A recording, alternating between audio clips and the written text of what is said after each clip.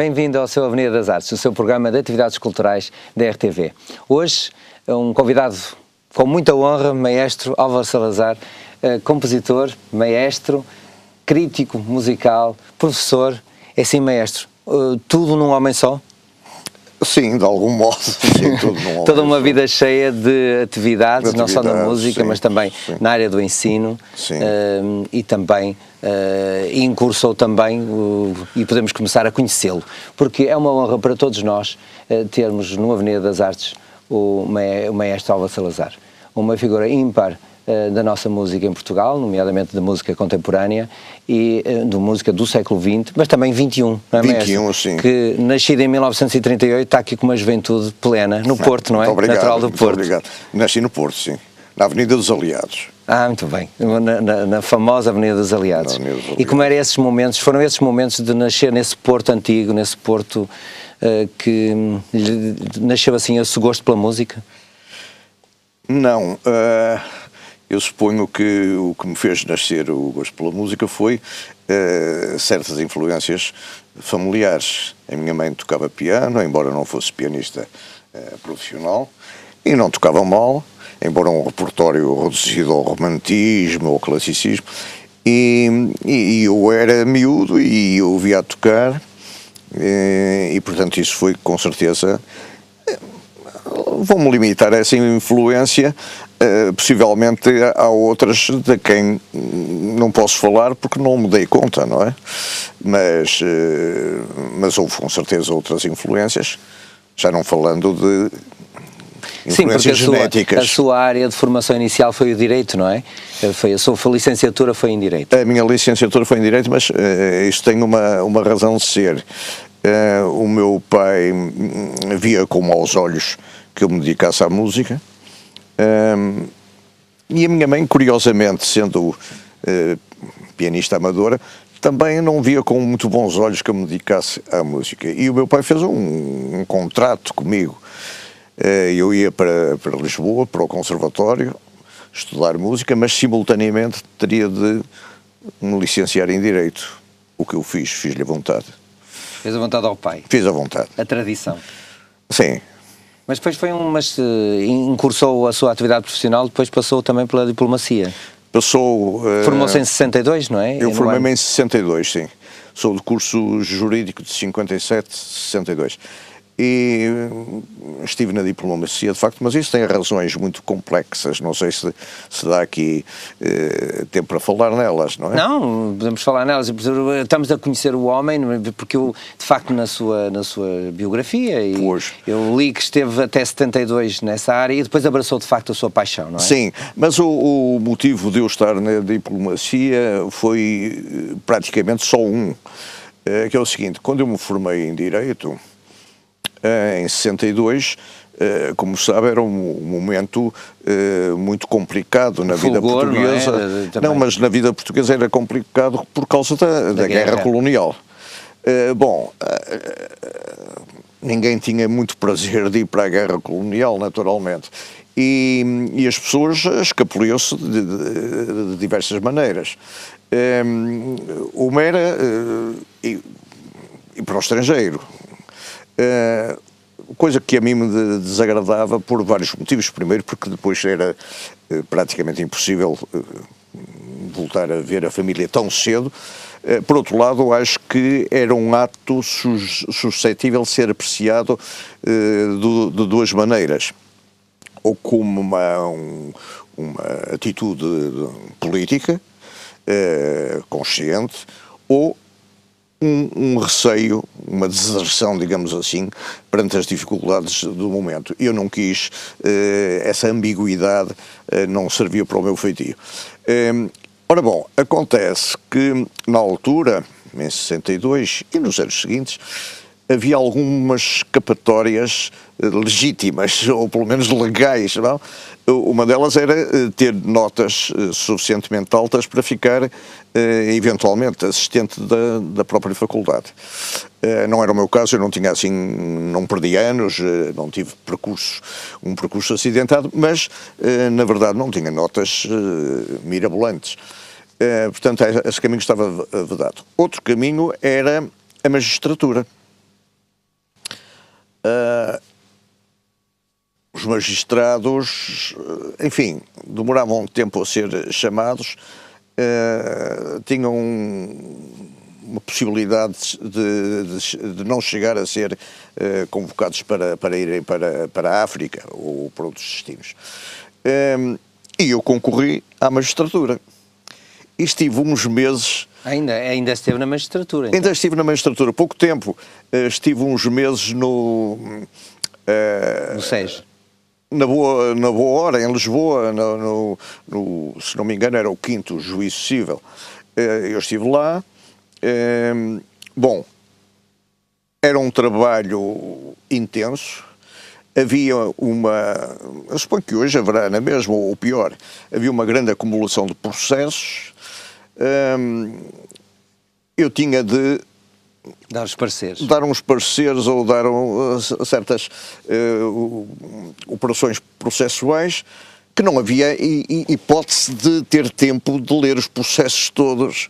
Bom, então era hábito, não sei se esse hábito se mantém, que o próprio escrivão metia nos processos informação sobre já uma redaçãozinha que o subdelegado, que era o meu caso, se limitava a copiar com a sua letra e assinar. Bom, eu achei isso deplorável, não é? Portanto, eu nunca ficaria na magistratura mais tempo. Mas, de facto, entrar na magistratura não era transcendente, fazia-se um concurso, etc. Mas sair era transcendente, porque na altura o Ministério da Justiça dificilmente exonerava ou dava exoneração a quem a pedisse. Eu um dia cheguei ao pé do juiz de quem eu dependia, que era aliás uma pessoa muito simpática, curiosamente casado com a primeira, suponho que foi a primeira paraquedista portuguesa. Eu cheguei ao pé dele, dava muito bem com ele, e ele sempre foi muito delicado comigo e conversador. Eu disse, Sr. Doutor, eu venho dizer que segunda-feira, da próxima semana, na terça... Já não cá estou. Já não estou cá, vou-me embora. Ele diz, homem, você como é que vai embora? Eu pedi a exoneração por isto assim, e disse que ia para fora estudar música. Ele disse, mas não lhe deram a exoneração? Eu disse, não, ainda não deram, pode ser que venha a tempo. Ele disse, não conto com isso. Bom, moral da história, eu no dia aprazado lá fui para Viena estudar música, estudar direção de orquestra com o Hans Swarovski. Então, isso já foi em os anos 72? 63, talvez. Estudou música já nessa fase, nessa altura? Já tinha começado antes, não é? Até cá no Porto, tinha começado cá no Porto. Bom, então em 63 eu meti-me no avião e fui para Viena. Devo-lhe dizer que até hoje não sei se me foi dada a exoneração. Aí desapareceu do mapa. Desapareci pura e simplesmente. Mas não me puseram nenhum processo disciplinar, portanto, creio que me deram a exoneração, mesmo sem eu ter conhecimento disso. Ora bom, o que é que permitiu esta incursão na magistratura? Além de um certo desgosto pela maneira como as coisas funcionavam, em termos da justiça, além disso, houve um aspecto que era o aspecto que eu procurava, que era o adiamento, mais uma vez, do serviço militar. Exato. E de facto adiei. Depois fui para Viena e pouco tempo depois de eu chegar a Viena, pouco tempo, 2 meses, assim, telefono-me o meu pai e diz, olha, foste convocado novamente para o serviço militar. Eu fui ao meu professor de então, em Viena, o Hans Swarovski, e disse, professor, aconteceu isto assim e eu tenho de regressar já. Diz-me ele, não faça isso.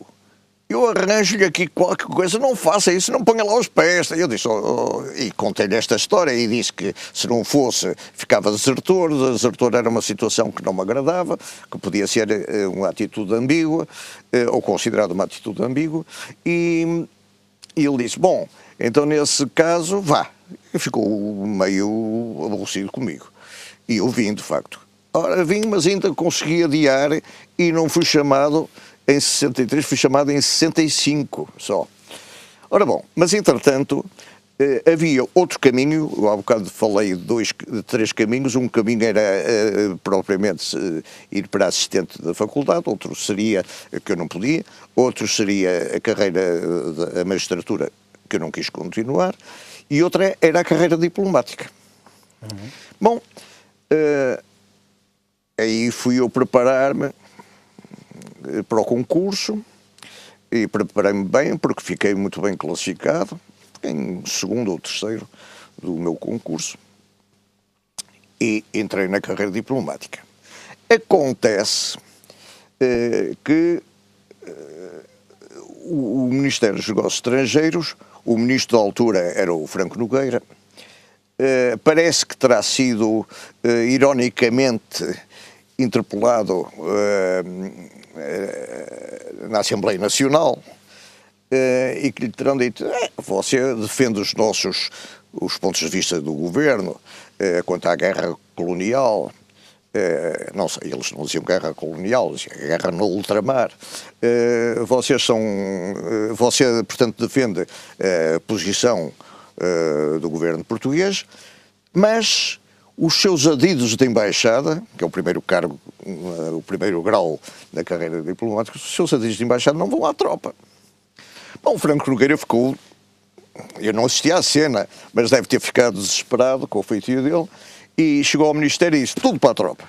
E lá foi. Portanto, saiu um tiro pela culatra. E em 1965, lá fui eu para Mafra. Eu suponho que estou equivocado, que foi em 64. Mas, tanto faz. Fui para Mafra. Eu já tinha andado naqueles anos que disse aqui que consegui adiar, já tinha andado em Mafra, andei 2 meses em Mafra, e depois, no ano seguinte, fui para Santarém, que era uma unidade, cavalaria, não é? Era um quartel extremamente desagradável no aspecto, uma disciplina rígida. Mas cumpriu o serviço militar todo? Não, passei em Santarém aqueles meses e acabou. E depois, quando cumpri mesmo, a partir de 65, fui para Mafra novamente. Depois de Mafra, que fiz o primeiro ciclo, né, fui para a Póvoa de Varzim, onde foi muito divertido o meu serviço militar, porque o chefe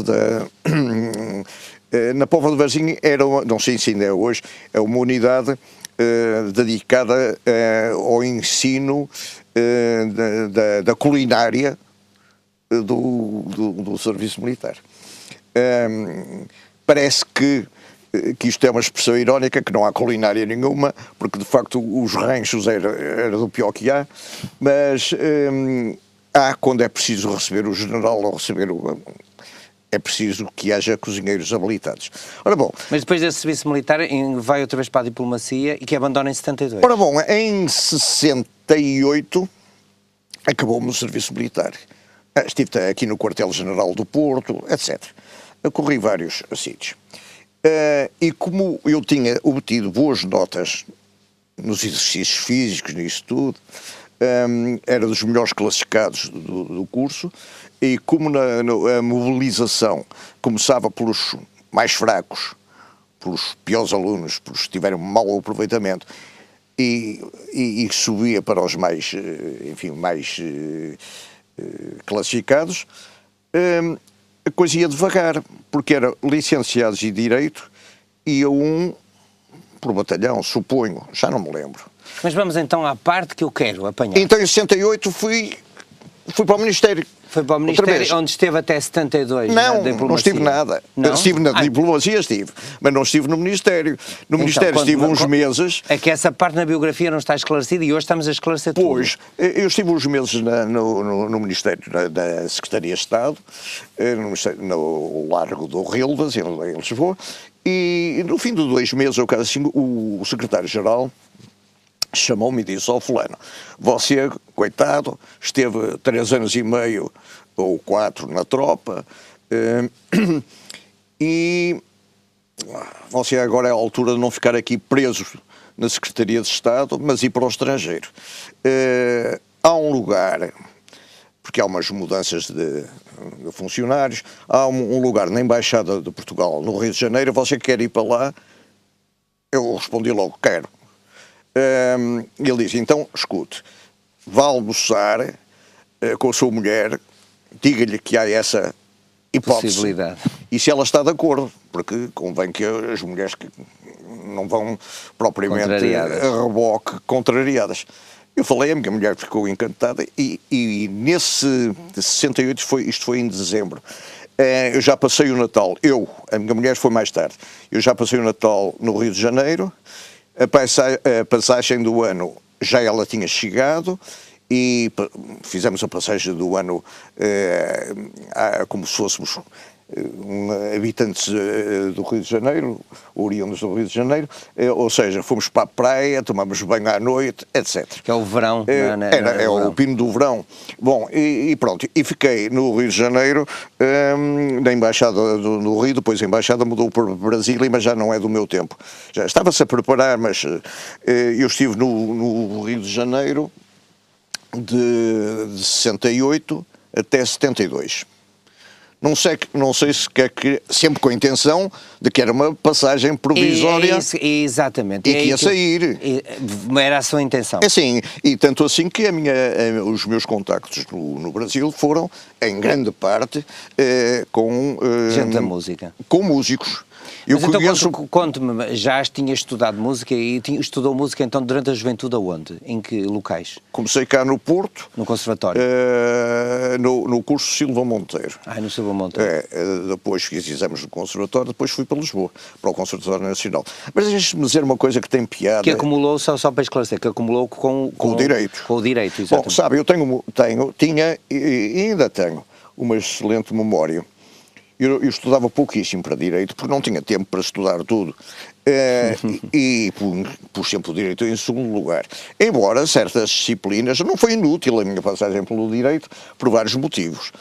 Um dos motivos é que certas disciplinas me deram uma visão do mundo mais estruturada. Em segundo lugar, porque fiz grandes amigos, tenho excelentes amigos do meu curso, que foi um curso importante no aspecto de que certas figuras vieram a sobressair na política, nisto e naquilo. Sei lá, por exemplo, foi meu colega o Rui Machete, para citar aqui o doutor Augusto Lopes Cardoso, aqui no Porto, que é um grande amigo meu. Bom, portanto não foi inútil. E sem o direito eu não podia ter concorrido nem à magistratura, nem à carreira diplomática. Mas deixe-me dizer uma coisa, é um pequeno pormenor, mas que é talvez dos mais marcantes da minha biografia nessa fase. Em 72, estava eu no Rio de Janeiro, já com a intenção de pedir a exoneração. O ministro era o Rui Patrício, não é o do Sporting, é o Rui Patrício.